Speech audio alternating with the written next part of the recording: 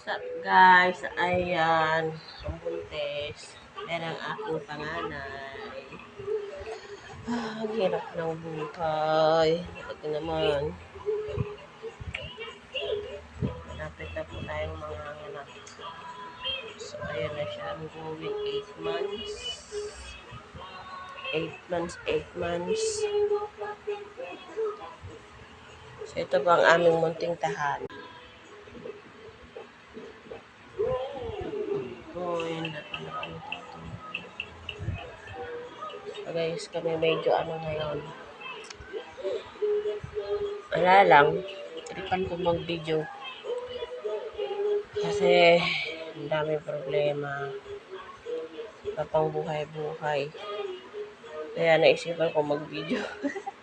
Wala lang, para may express. Nakapaglabas lang walang problema. So, ayun. Kami naubusan ng panggatong or gas. Nakisalang muna kami sa tiyahin ng asawa. Ay, naku, hirap ng buhay. Nanganganak pa. Diyos ko Lord, patawarin. So, ayan. Okay lang. Dasal lang ng dasal. Baka kawaan tayo ng Panginoon. Maawa naman ng Panginoon. Sabi nila, God is great. God is provider. So, yun lang. Faith. Faith lang palagi. So, sana may awa ang Panginoon. So, guys, ayan. Wala lang. Nag-express lang ako ng nag-express lang ako ng aking saloobin ng aking problema dahil wala akong mapagsabihan.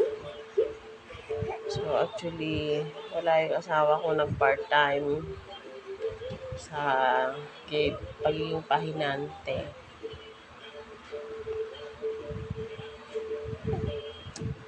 So, ayun. Sana makapag siya, cash advance. Nakabili lang man ng ulam. Diyos ko Lord. Ang hirap. Pero sige lang, go, go, go. Go, go, go lang tayo sa buhay. Huwag tayong mawala ng pag-asa. Dapat maging positive lang.